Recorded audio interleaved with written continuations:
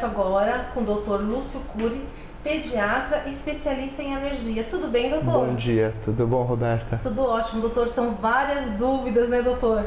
Eu achei bem legal a pauta de vocês, que é um bate-papo para as mães e acho que vai ser bem esclarecedor. A gente vai tentar falar de uma maneira simples para esclarecer ao máximo as dúvidas. E muito obrigada por ter aceito o nosso convite, doutor. Com certeza, será sempre bem-vinda aqui. Vamos lá, doutor? Vamos. Doutor, como descobrir se uma criança tem alergia? O diagnóstico das alergias, ele é puro e simplesmente clínico. O mais importante são as informações que o médico tira na consulta da mãe.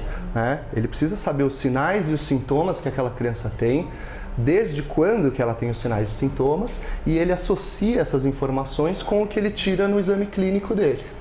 E na cabeça dele ele consegue organizar essas informações e fazer as hipóteses diagnósticas. Numa primeira consulta, você já consegue saber se a criança tem alergia alimentar ou não. Numa primeira consulta, você já consegue determinar se aquele paciente é ou não asmático. O que vem na próxima etapa é a realização dos exames para determinar qual que é exatamente o alérgeno, que faz mal para aquela criança. Se for alimentar, se é leite, se é ovo, se é trigo, há um vasto número de alérgenos que podem causar os mesmos sintomas. Mas é muito importante determinar o que faz mal para aquela criança, para aquele paciente. Se você tem asma, se o seu problema é com ácaro, se é com fungo, se é com epitélio de animais, isso é muito importante para determinar e tentar tirar esse agente causal do caminho do paciente. Bacana, doutor. Doutor, quais as alergias que atingem mais as crianças? De longe, as respiratórias e após vem as alergias alimentares. Entendi. É verdade que algumas alergias que surgem ainda em bebês podem desaparecer por volta dos 7 anos de idade? Então, na verdade, não é por volta dos 7 anos, isso depende de cada criança. Isso é mais comum, a gente consegue geralmente reverter as alergias à proteína do leite de vaca e alergia ao ovo. As demais alergias alimentares geralmente são um pouco mais complicadas. E isso é muito importante, essa dessensibilização, que a gente chama assim, que ela comece a ser feita o mais cedo possível. Na verdade, na alergia à proteína do leite de vaca, que é o mais comum, quanto antes a gente fizer diagnóstico, que muitas vezes é ainda com a criança no peito da mãe, ou logo que ela começa a comer, que ela começa a ter os sintomas, o médico fazendo o diagnóstico, o mais importante é ele excluir o leite da dieta da criança. E isso, quanto antes for feito, melhor vai ser a evolução dessa criança. E excluir não é tão simples como a gente vê por aí. A gente vê muitas vezes, olha, meu filho não toma leite, não come queijo, não come requeijão, não come polenguinho, não toma danoninho. A exclusão do leite é uma coisa bem mais complicada. Ela tem que ser feita de perto, junto com o alergista, junto com um nutricionista de preferência. E a mãe tem que estar muito ciente do contato. A criança não pode chegar nem perto do leite. Existem crianças que entram num ambiente onde você está manipulando algum alimento com leite, ela pode inalar uma partícula e ter uma reação grave. Então, Roberto, o mais importante é a exclusão da proteína do leite de vaca, por exemplo, neste caso, da dieta, ou a proteína do ovo, que seja. Essas são as que têm melhor prognóstico das alergias alimentares. Quanto antes a gente excluir, melhor vai ser. E o rótulo, é muito importante a mãe ter essa ciência. Hoje tem sites, tem blogs que orientam bastante isso, as mães estão se reunindo, pois o Brasil não tem uma padronização de rótulo como há em outros países. Você vai nos Estados Unidos, por exemplo, você vai comer um alimento que contenha leite e que não é claro que aquele alimento contém leite, por exemplo, um embutido pode ter leite, um salame pode ter leite. Porém, lá nos Estados Unidos, eles colocam bem claro no rótulo, este alimento contém proteína do leite. E aqui não é assim. E a mãe fica perdida, se você não ensinar, ela não sabe, ela está dando aquele alimento. De informação, né, doutor? Então, assim, termos como caseinato, alfa-lactoalbumina, caseína, whey protein, proteína do soro, isso às vezes vem no rótulo e não fica claro. Então, isso é a parte mais importante da exclusão, é ensinar a mãe a fazer isso corretamente. Porque a criança pode ter escapes, que a gente fala, ela pode ter contato com esses alimentos e não chegar a ter uma reação franca. Mas o sistema imune está sendo estimulado. E se você continuar estimulando isso, essa alergia pode sim ir para a vida toda. Então, crianças pequenas, quanto antes você excluir, o organismo, como ainda esse sistema imune é imaturo, ele chega a esquecer dessa alergia num certo ponto. Então você faz aquele diagnóstico no início, você acompanha essa criança e o ideal é que repita exames com uma certa frequência, a cada 6 meses. E se a mãe realmente faz tudo certinho, a gente vê a queda dos exames. Quando esses exames estão bem baixinhos, né, ou eles chegam até a zerar, aí a gente faz a última etapa, que é o teste de provocação oral, que geralmente isso é feito em âmbito hospitalar, porque é um risco, tá? E a mãe tem que ter ciência disso.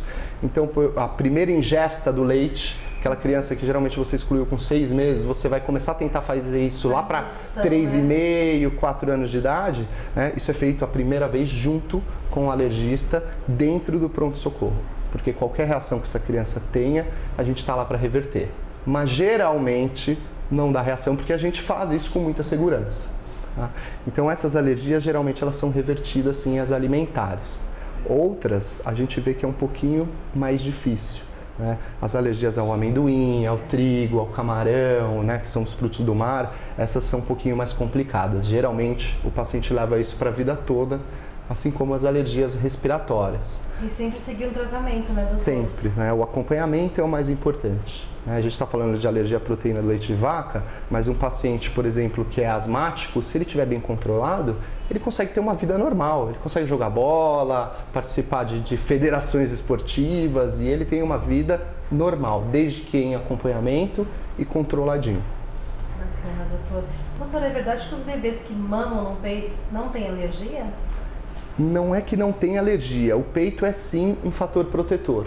Quanto antes você inicia a dieta complementar da criança, maior é a chance dela desenvolver alergia. Isso principalmente se há história familiar de qualquer outro tipo de alergia para essa criança. O sistema imune ainda é imaturo e o quanto antes você entra em contato com proteínas estranhas, maior a chance desse sistema imune começar a tentar se defender. Então o leite materno é um fator protetor importante.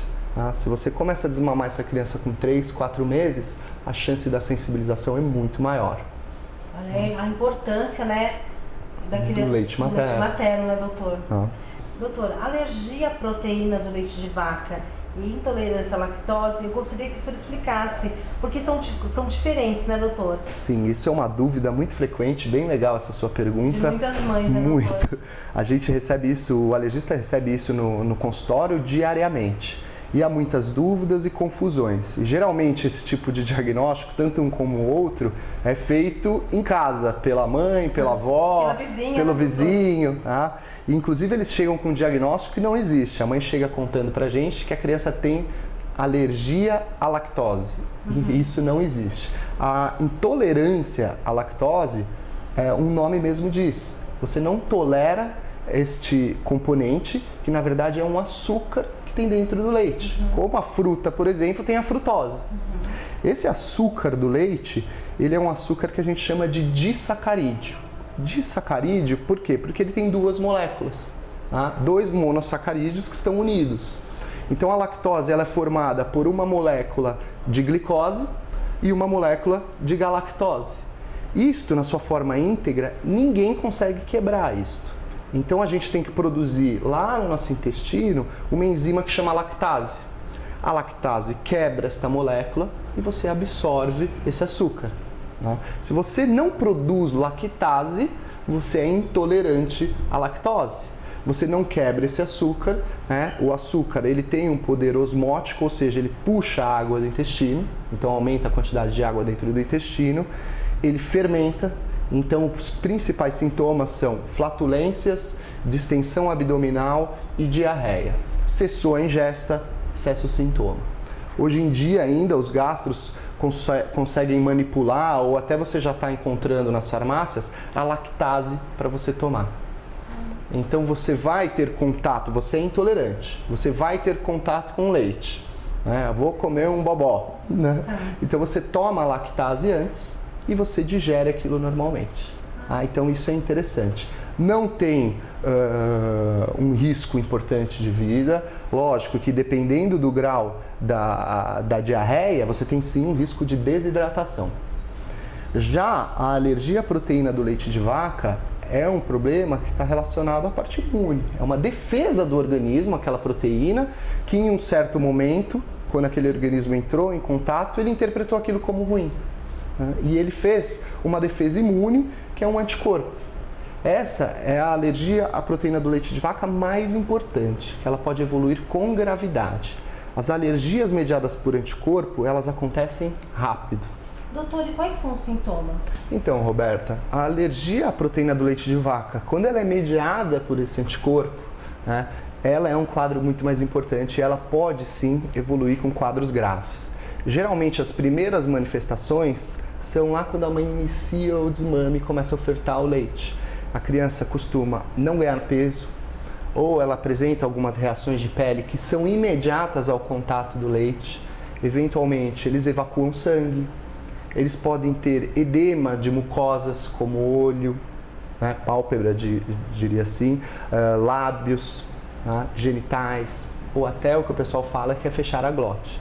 Essas reações, né, quando muito importantes, é o que a gente chama de anafilaxia. E ela tem um potencial de gravidade importantíssimo. Tá? Por isso que é tão importante a exclusão.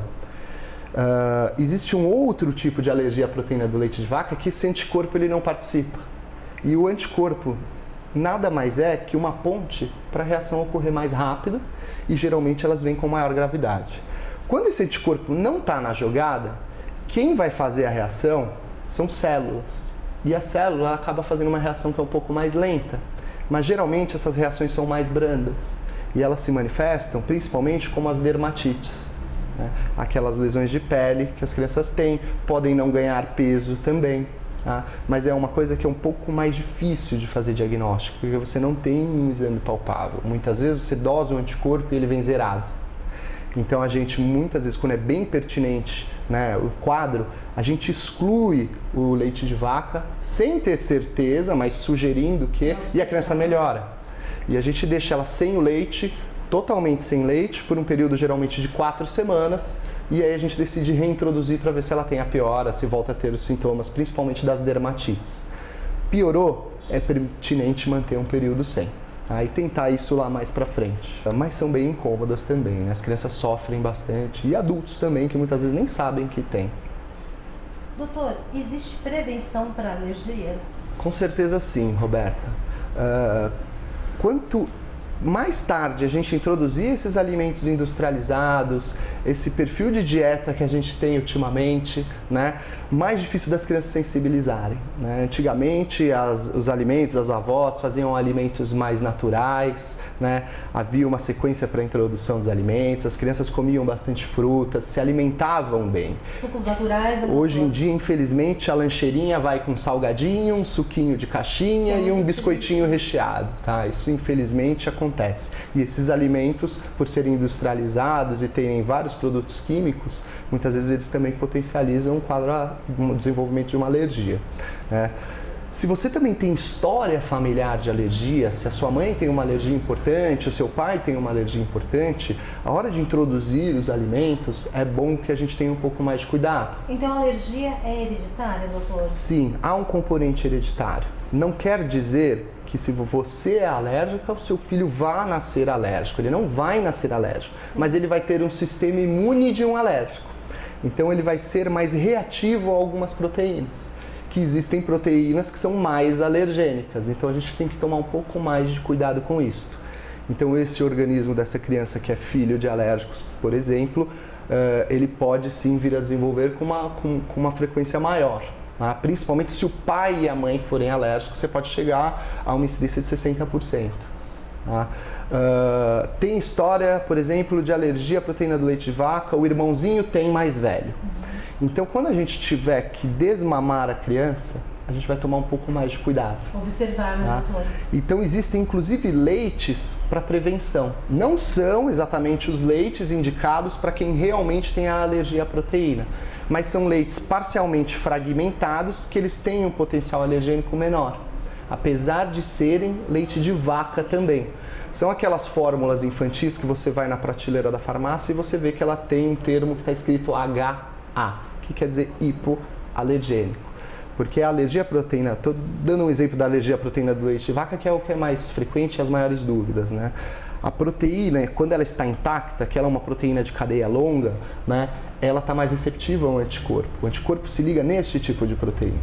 Esses leites HA, é o que a gente fala que a proteína está parcialmente hidrolisada, parcialmente quebrada. Então o anticorpo tem mais dificuldade, na verdade, de desenvolver esse anticorpo num paciente que tem um potencial alérgico. Se o seu filho realmente tem diagnóstico de alergia, a gente não pode usar esse tipo de leite. A gente usa um leite que é totalmente hidrolisado. Então a proteína está totalmente quebrada e aí o anticorpo não consegue ligar nisso. Ou tentar usar um outro tipo de proteína. A soja é uma opção, por exemplo, mas para pacientes maiores de 6 meses. Quanto às alergias respiratórias. Então, por exemplo, um paciente, né, uma família que tem asmáticos, que tem problema respiratório, a sua casa, a casa desses pacientes já deveria estar adequada para esse tipo de pessoa. A maioria dessas alergias respiratórias, elas são desencadeadas por ácaro, que é um bichinho que a gente não vê, mas está na casa de todo mundo. Então, se a mãe fizer um controle, né, diminuir a população de ácaro nessa casa, que é aquela coisa que todo mundo já conhece, tira a cortina, tira tapete, coloca uma capa no colchão, tira bichinho de pelúcia, você diminui a população de ácaro. Isso é bom para os familiares que já têm o problema e você evita o contato nesse bebê, evitando que ele comece a sensibilizar-se. Né? Então, se tiver um ambiente adequado, a chance de sensibilização dessa criança é menor. Tá? Doutor, eu gostaria que o senhor comentasse sobre as vacinas. As vacinas de alergia, você quer dizer, né, Exatamente. Roberta? Isso é uma coisa interessante. O paciente muitas vezes chega no consultório da gente e antes de falar bom dia, a primeira coisa que ele fala, doutor, vim buscar vacina porque o fulano de tal fase ele está muito bem. Essas vacinas, elas têm indicação, geralmente são para crianças maiores, geralmente a gente costuma entrar para maiores de 3 anos. Na verdade, isto não é uma vacina, é um trabalho que a gente faz, uma medicação que chama-se imunoterapia. E isso é manipulado de preferência pelo alergista. Você, por exemplo, tem alergia a um ácaro X. Eu vou manipular esse ácaro num frasco bem diluído e eu posso optar pela via intramuscular ou oral para a criança. Isso é feito uma progressão desta dose com o passar do tempo. Então a gente começa com doses bem baixinhas para o paciente não reagir, porque você está dando para ele que ele tem alergia. E a partir dos 3 anos de idade? É o mais pertinente. E você vai progredindo esta dose, que chama-se fase de indução, até você chegar na dose alta e o paciente sem reações. Quando você chega na termina a fase de indução, a gente mantém aquela dose alta e isso dura de 1 a 3 anos, às vezes até mais. Então você, na verdade, acaba mudando a maneira de resposta, você induz uma tolerância no paciente, você muda o tipo do anticorpo. Só que isso demora, isso não exclui o uso das medicações. Então o paciente tem asma, você entrar só com a imunoterapia, ele não vai parar de chiar. E isso a gente vê muito na prática clínica. Então, assim, mantém-se o tratamento do paciente e tenta-se fazer essa dessensibilização. Com o passar do tempo, os níveis de anticorpos eles vão caindo e o paciente vai ficando mais tolerante. Infelizmente, não são todos os pacientes que respondem a essas imunoterapias e, infelizmente, não existe imunoterapia para tudo. A maioria são para quadros respiratórios, principalmente ácaros, né? Pólens e fungos a gente consegue fazer. E conseguimos fazer também para o que a gente chama de eminópteras, que são os insetos, a vespa, a abelha, a formiga, o próprio pernilongo. Tem crianças que têm reações graves a esse tipo de bichinho, que é que nem aquela reação de anafilaxia que eu te falei no começo da alergia à proteína do leite de vaca. O cara evolui com a mesma gravidade. Ele pode fazer edema de glote, né? Então isso a gente consegue dessensibilizar. Você dá no paciente o veneno do bichinho que ele tem alergia. Só que isso tem que ser feito com muito cuidado. As para inseto, infelizmente, são só injetáveis. A gente faz no pronto-socorro, o paciente recebe aquela dose, ela é progressiva também. E toda vez que ele vai no PS, ele fica um tempinho em observação, porque ele pode fazer uma reação sim. Hoje em dia, as para ácaro, a gente consegue fazer sublingual. E a mãe leva o kitinho para casa, ela faz um cuidado daquele kit, ela mantém ele na geladeira e ela usa sublingual. Nessa fase de indução, geralmente, a gente faz diário e depois na fase de manutenção a gente dá uma espaçada nas doses, faz dia sim, dia não, ou segunda, quarta e sexta, isso depende, né, da prática do próprio alergista. E é uma coisa interessante, mas infelizmente nem todo mundo responde e nem todos os pacientes têm indicação. Ele tem que ter um nível de anticorpo pertinente para fazer aquilo. Se os níveis são muito baixos e você oferece uma imunoterapia, você corre o risco de fazer o contrário, aumentar o nível de alergia. E infelizmente, eu e meus colegas alergistas, a gente tem visto muitos colegas usando isso sem critério, colegas não alergistas. E se você dá uma imunoterapia para uma criança que não é alérgica, que você não confirmou alergia àquele componente, ela pode ser sensibilizada. Então você desenvolver alergia no paciente que não tinha. Então isso tem que ser feito com muito cuidado, de preferência receitado pelo alergista, com acompanhamento rotineiro. Isso não é brincadeira, isso não é uma vacina, isso é uma terapia de dessensibilização e é uma coisa importantíssima de a gente comentar isso. Entendi, tá bom? Doutor. Agora, doutor, uma dúvida que eu sei que várias mães, eu já ouvi muito. O meu filho tem alergia à picada de pernilongo. Não é alergia, né, doutor? Existe uma coisa que é uma hipersensibilidade. Na verdade, não chega a dar reações graves, mas é aquelas bolotonas que a mãe fala. Meu filho toma a picada do pernilongo e ele empola, ele faz bolotas no corpo. Muitas vezes chega a ficar um nódulo, pode às vezes fazer até uma bolha. E a maior complicação disso é que a criança acaba levando uma bactéria para a ferida. Ela vai com a mãozinha suja, coça e muitas vezes ela faz uma infecção. E aí tem que entrar no antibiótico por causa daquela lesão. Ou muitas vezes a mamãe automedica a criança, né, doutor? Também, que isso a gente tem que tomar um pouquinho de cuidado também, né?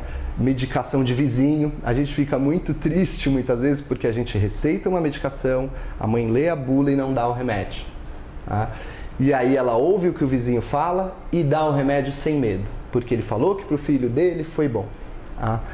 Voltando nas picadinhas que você estava falando, isso geralmente a gente usa antialérgico, uma pomada tópica de anti-inflamatório do tipo dos corticoides, que já é suficiente para controlar. Quando a coisa é muito importante, ou às vezes até faz reações mais importantes no organismo, reações mais graves, a gente pode lançar mão da imunoterapia, que é o que a gente falou no tópico anterior, que você consegue diminuir o grau dessas reações. Mas sempre procurando a ajuda de um especialista. De preferência. Doutor. Doutor, muito obrigada. Legal, foi muito legal esse bate-papo, acho que é bem esclarecedor para as mães e eu estou aqui à disposição para tirar a dúvida de vocês. Obrigada, doutor. Tá bom? Até o nosso próximo encontro. Obrigado, se Deus quiser. Bom, mães, eu queria deixar um recado para vocês. Sempre procurem um especialista em alergia. A gente tem um parceiro muito grande que é o pediatra. O pediatra geralmente faz a hipótese diagnóstica, o paciente chega para a gente fazer a confirmação e fazer o tratamento adequado. Mas é sempre importante procurar o especialista. Não saia fazendo tratamentos mirabolantes, porque infelizmente isso daí não existe. Não saia dando vacinas que você não sabe como funciona, sem ter um tratamento para os sintomas do seu filho. Sempre procure o especialista, não automedique seu filho. Cuidado com diagnósticos vindo de familiares, colegas, vizinhos, não médicos. Sempre procure o especialista, preze pela vida, cuide do seu bebê de uma maneira saudável, sem negligenciar, e sabendo o que você está fazendo. Um bom especialista não deixa dúvida para a mãe. Ela tem que sair sem nenhuma dúvida, sabendo aonde que aquele remédio que ela está dando vai atuar, quanto tempo que ela vai usar, quando que a gente vai considerar que o bebê dela está controlado ou não, e quando que a gente vai ter que fazer a frequência das consultas. Eu acho que isso é o mais importante, é o recado que eu queria deixar para vocês. Tem dúvida? Procure quem sabe, tire suas dúvidas com um especialista. Ok? Tchau! O Mundo Mais Criança, a informação com responsabilidade, aqui você acha.